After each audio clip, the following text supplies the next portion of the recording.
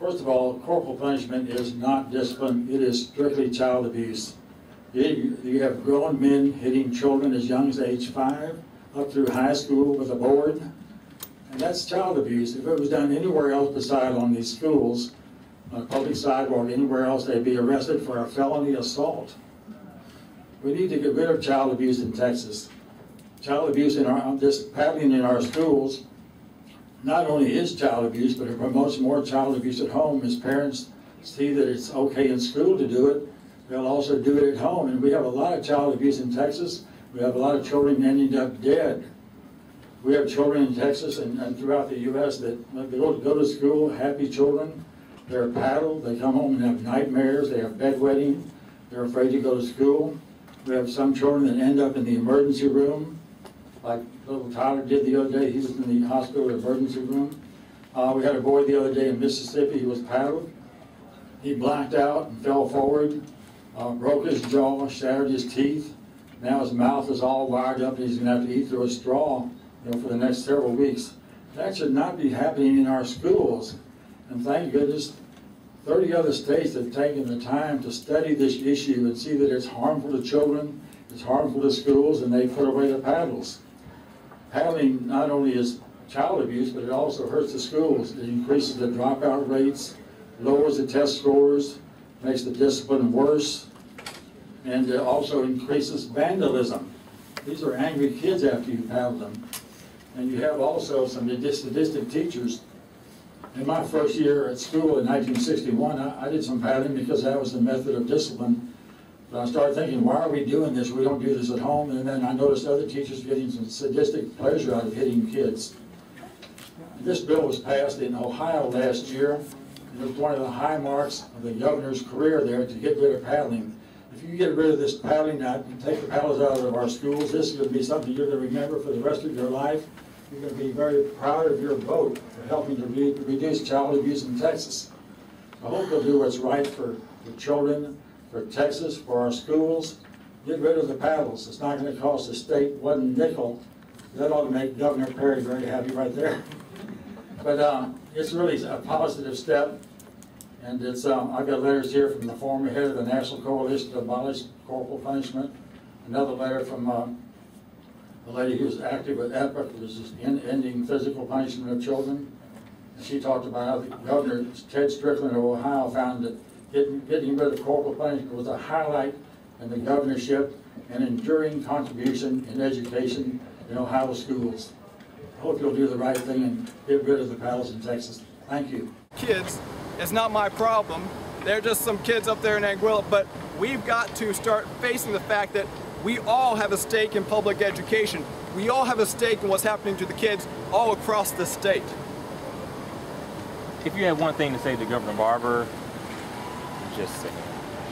If you had one thing to say to Governor Barbour, and just to, of course he's not here today, but if you had one thing to say to him in regards to corporal punishment, what would that be? I wish I could speak to him because I believe that he's way on behind and he's way out of the loop when it comes to education. I don't know what he's doing for education, but if you don't want progress, if you're not getting rid of corporal punishment, then you're against progress, because corporal punishment is banned in the top 100 schools, performing schools in this country. It's banned in most of the state, all but 19 of the states. Corporal punishment is banned. We in Mississippi are among the last remaining schools that still use this ineffective, brutal practice. And I don't want to be, when I get out there next year to become a teacher, you better not put a pedal in my hand, because you are insulting me as a person, because I'm not capable of hitting children. And you are insulting my intelligence, because everything I'm learning at the University of Southern Mississippi goes against the idea of physical force on children. And who's accountable for this? Key question. Yes, I want to place responsibility and accountability on all kinds of people. Of course, the lawmakers have a lot to do with it, because Haley Barbour could end this today with a moratorium, and he could force the Congress to look at it, the legislature to look at this issue and to ban it. He could force that. He could put a stop today to the kids and save thousands of school children across the state. Also, I want to place blame on the administrators. Of course, they can ban it in their schools, but they don't. they are standing in the way of progress for those new teachers like me who know there are better ways, but we cannot implement them because the administrators stand in the way. Also, I want to place blame on the, also of course the parents and us for, I mean, why do you let this happen to your children?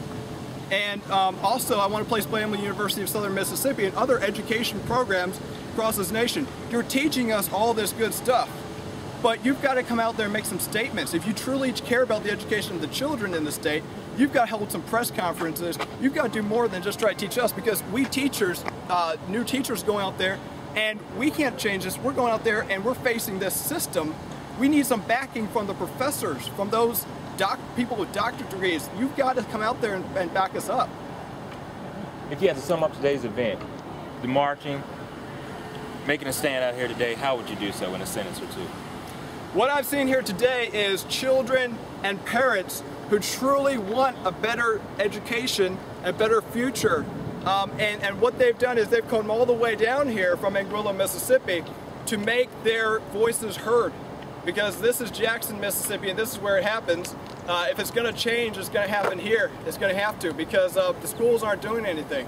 So I see people coming down here, and it inspires me that they would come this way to make their voices heard and cry out for a better future for their children.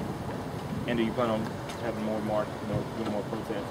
Yes, we will have to. I mean, there's no other choice. We have to continue to push this, put this in the front of the faces of the people of Mississippi until they wake up and say, there's something wrong. We've been left, our state is ignorant, has been left behind, while the other states and the other education systems in the country are moving forward. Last question, I know I asked you before, how effective, sometimes we see people come out here and they do the marches or whatnot, and they get started and then it ends. Do you plan on, when is the next time you'll be here, and how many more marches and protests, I guess, do you think you'll need to have in order for corporal punishment, I guess, to be done away with? Well, count on seeing us again. We haven't planned the next one yet, but as people, as communities start waking up and start saying that this is wrong, this is from the slavery days. This paddle was used on slaves so that they could be beaten, and yet it wouldn't cause as much bruises, so they wouldn't decrease their market value. This paddle needs to go the way of the clansman's noose and the slave driver's whip. This has got to go, and so we're going to have to keep doing what we're doing. It's hard work, but this is the only way things change. The only way people wake up is by us doing what we're doing today. I appreciate it. Thanks a lot, man. Thank you, sir. Thanks for reporting on this. Thank you. Hello, my name is Paula Flo. Thank you for the opportunity to speak. Since 1619, white Americans have been sanctioned to be black Americans in this country, and we are still counting. It is legal for children right on through 18, 19, 20 in school to be beaten, and the primary targets are black boys. The primary beaters are white males. I spoke to a member of the Department of Education in Washington, D.C., Deputy Assistant Mr. Kevin Jennings, who strongly told me that if the primary targets were little white girls and the primary beaters were black men, this would have been over before anyone alive was even born. And this is true. The slavery days, we had house Negroes, and house Negroes always wanted to make sure they were able to stay in the house, and they did not fight for their own race because they were afraid. And that still goes on today. Black Americans in positions of power to set us free from the scourge of slave-like beatings is still going on. Representative Alma Allen, I want to thank you for introducing the bill, not because it's primarily black Americans who are beaten, or even black girls who are pregnant and showing or wearing tampons are also beaten in our schools. Not only because of that, but because the whole thing is wrong, whether it's white, green, yellow kids, which, by the way, we have no statistics on Asian children or Middle Eastern children being beaten in this country, nor wealthy white children being beaten. In the state of Texas, 77% of the teachers are white. less than 10% are black, and nearly half of the black children are beaten. The fact that we allow this to our disadvantaged and special needs children is a disgrace, and that we are the last industrialized democratic nation on the planet to still allow it speaks volumes and points at perhaps this is institutionalized racism. And the issue that we have a substitute bill, Representative Alma Allen felt compelled to create a substitute bill because she doesn't think that her peers will vote for a bill that would actually set all the children free from this scourge. She doesn't want a bill that gives a parent permission to have a teacher beat the child, but she's afraid that you all, many of you who are have passed the Bar Association, many of you are lawyers, you all know what assault and battery means. I tried to walk in with my wooden paddle and I was told, that's a weapon, you cannot come in here with that. And yet, even though we all know slavery and injustice are the same, we all know that to beat, assault or batter a child is a crime. We have made jokes, we have laughed, we've made that 16-year-old boy feel pretty crappy for even speaking up for his rights. How many of us have been late? Do we even know why he didn't show up for detention? With a person who has a sign that says, until morale is up, I will continue beating you. How many of us would have gone to detention that day? I'm very sorry about the way he was treated here. But I do want to say that the House Negro mentality still exists.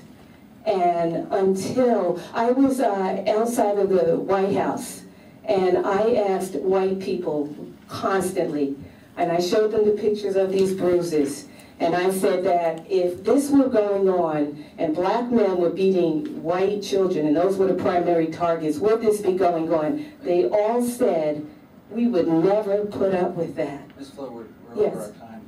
Okay, well, thank you very much, and I do hope you will make a good decision and protect the children in this state from assault and battery. Hi, how are you? I'm doing good. How are you? Good. What is your name, young lady? My name is Nancy Cadena. Hey, how old are you? I'm 21. Are you a mom? Or are you? Yes, ma'am. I have 2 kids. I have a 3-year-old and a 10-month-old. Do you know that down here in the Delta, teachers are allowed to beat school children? I don't think it's right. What would you do if they touch your little children? I will go call the cops on them and try to take them to court. Yeah. Have you ever been beaten in a Mississippi school? Yes, ma'am, I have. Did they leave any bruises, or was it just a real light hit, or what? It was bruises. They left bruises? Yes, ma'am. Okay, you know, do you realize that we've spoken to a lot of people here who say that they believe in beating school children. What do you think about the people in this community who basically say kids need to be beaten? What do you think of that? They need to be talked to by somebody, because I don't think it's right that they're giving everybody permission to beat on their kids at school. It's not right. Right. How do you think that makes a little 5-year-old knowing that he could be beat, huh? It's not good at all. Yes.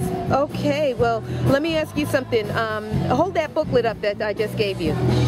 All right. Do you promise to read it? Yes, ma'am, I do. Okay, and I know you are not going to be a hitter, but there's some information in there, and I want to ask you one thing. If you see a parent who's beating their child, would you give them that booklet? Yes, ma'am, I will. All right. Well, thank you very much, and thank you for not hitting your children. Thank you. All right. Bye-bye now. Bye-bye. Now we have a message. Now we have a message for U.S. Congressman Benny Thompson, who's chairman, who is the representative, the congressional representative for the 2nd District. What kind of message would you like for Congressman Thompson to know about your schools, and what messages, what 3 things would you like for it to change? To Benny Thompson. Yes. What would you want Benny Thompson, Congressman Benny Thompson, to change? And help our school just like he helped other schools. Cause tell him I be seeing him on TV that he goes and help our other school. Tell him please to come to Shockett County and help our school. And what's the name of this town? Shockett County. Anguilla, Mississippi. Anguilla, Mississippi, in Sharkey County. Anguilla, Sharkey County, Mississippi, United States of America.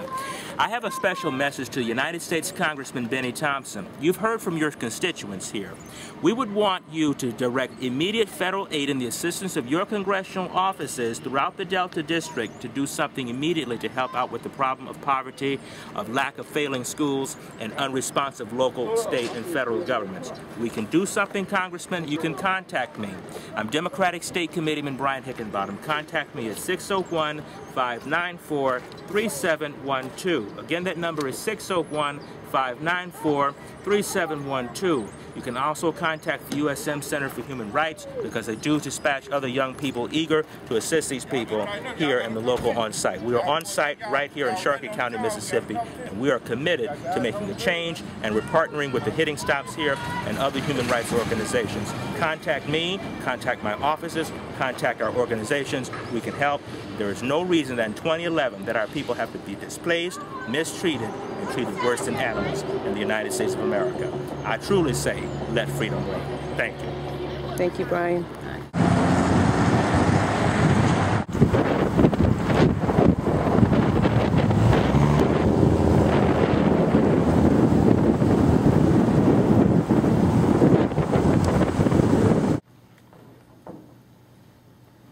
Texas is a brutal place to go to school. That's the strong message one lawmaker delivered during an anti-paddling rally at the state capitol today.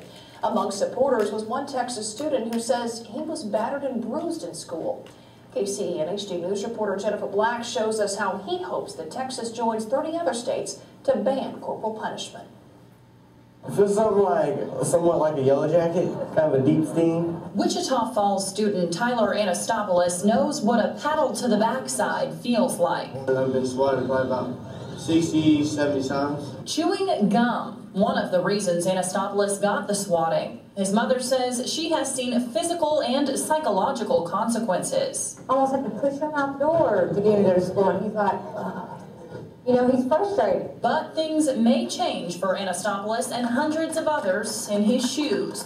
A House bill is getting bipartisan support in the Texas legislature. It's a shame we have to come before you and ask for legislation to do something that the school district should know is the right thing to do. Bill author Representative Alma Allen has tried session after session to get the bill passed. Tuesday, the first public hearing on the issue. I can't even go into a hearing for having this brought to an end because in school this is a teacher tool, but to walk in this building it becomes a weapon. Paula Flo flew in from California to testify. She says they've got people ready to sleep on the steps of the Capitol until this bill passes. We will not stop until it's over. It's just got to stop. Waiting for the end, but Tuesday's rally and hearing mark only the beginning. In Austin, Jennifer Black at KCEN HD News. The bill was left pending in the House Committee on Education today. A vote could come sometime next week. I'm here looking up, trying to find a video that was aired on ABC World News with Diane Sawyer, and it has to do with school corporal punishment. So I know that the title of the video has something related, has the word spanking in it. So I went to Yahoo News, the search engine. The Yahoo search engine, and I typed in ABC News spanking, and the first thing that came up is a notification for me to turn off my safe search settings because spanking, it says, may contain adult-oriented content. So my safe search filter must be turned off before I can make this search. What is that word right there? Could you point to that? It says turn off safe search. Turning safe search may result in the display of web, video, and image search result of a mature or sexually explicit nature. By clicking I accept, you certify that you are at least 18 years old and agree to the terms of service. So you're looking up something that our American school children do to our children more than 2,000 times a day, and you had to do a safety search click? Yes, I'm looking up just what, I'm a future teacher, so I'm looking up something that I may be required to do as a future teacher to my students. I may be required to spank my students, and spanking is a term that is used often in their Mississippi schools. Oh my goodness. But if I want to, as a future teacher, learn about how to spank, I have to turn off my safe search, because this is Spanking is adult-oriented content.